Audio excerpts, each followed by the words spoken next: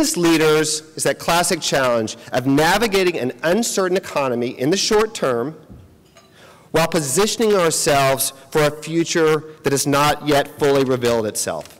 So it's pretty fair to say that we traveled a bumpy road with our seatbelts fastened, but with knowledge, which is why you're here, we're all going to become smarter players who have a better chance of succeeding. And I personally have confidence that everyone in this room and in the construction industry will continue to build our results in new and exciting ways.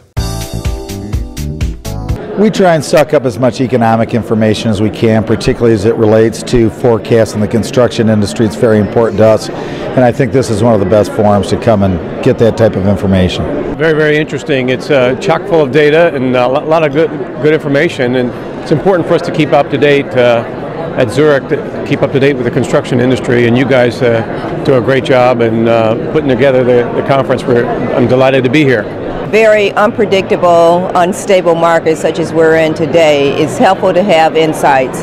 Information is key, and it allows for us to do the appropriate planning that we need to do within our organization, both from a resource, staffing, development standpoint, to really gauge how we add in resources to be able to take advantage of the opportunities in front of us. I find it the annual event to figure out where we are going, and I think that the speaker that just spoke, Case, I just find that between David Weiss and Mr. Murray and the other speakers that you put here, they're right on, and I do a lot of my business projections based upon what I learn here.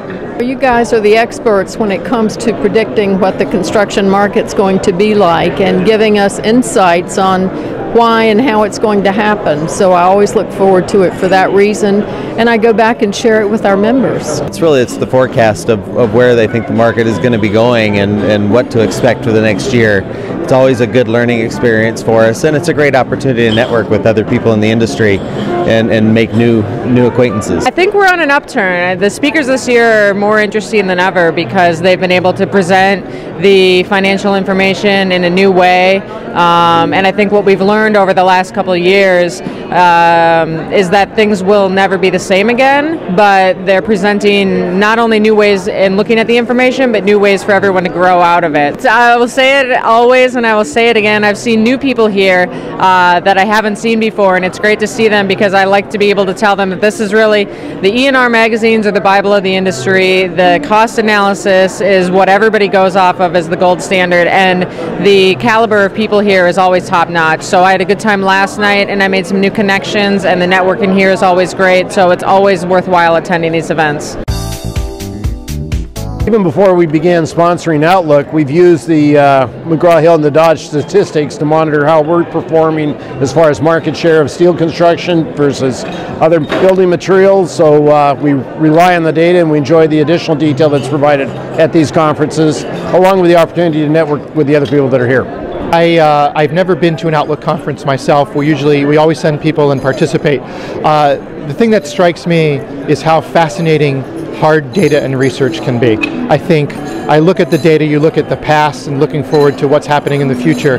It's real numbers, it's real information that helps us make better informed decisions, and honestly we rely on this information. This is really where it sets the pulse for what we're going to do in the following year. Every year at the end of the year we try to look at all the markets where we see the most potential and where we want to be, and this is really the only event that gives us a barometer for what's going to happen in the coming year.